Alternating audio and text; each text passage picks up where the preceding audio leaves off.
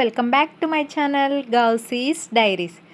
So ఈరోజు ఒక మంచి వెయిట్ లాస్ రెసిపీ అయితే చేస్తున్నాను. సో అది మీకు హెల్ప్ అవుతుందని చెప్పేసి వీడియోని అప్లోడ్ చేస్తున్నాను.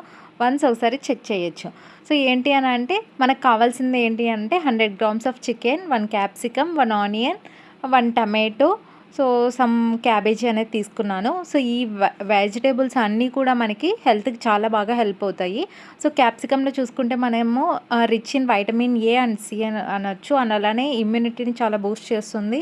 అండ్ అలానే మన డైజెస్టివ్ హెల్త్కి కూడా చాలా బాగా హెల్ప్ అవుతుంది capsicum. So it's my favourite, one of my favourite vegetable అది. సో నెక్స్ట్ చూస్తే onion, next tomato.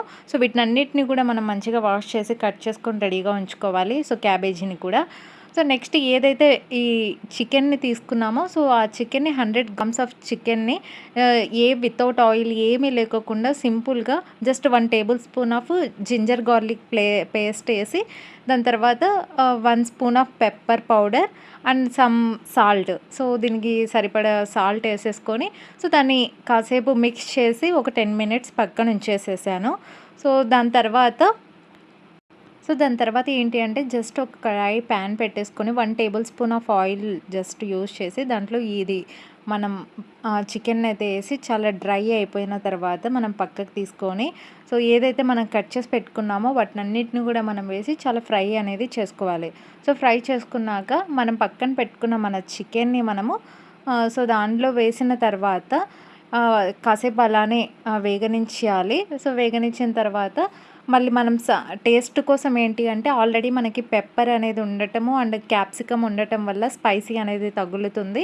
And next little bit taste కోసం మనం చికెన్ గరం మసాలాని అయితే యాడ్ చేసేసుకోవచ్చు. సో ఇంతే. సో సాల్ట్ అండ్ మనకి స్పైసీ అనేది మనం యాడ్ చేసుకున్న పెప్పర్ అండ్ బిఫోర్ యాడ్ చేసుకున్న సాల్ట్ నుంచి మనకి సరిపోతుంది. సో టూ మచ్ సాల్ట్ అయితే మనకి అవసరం లేదు.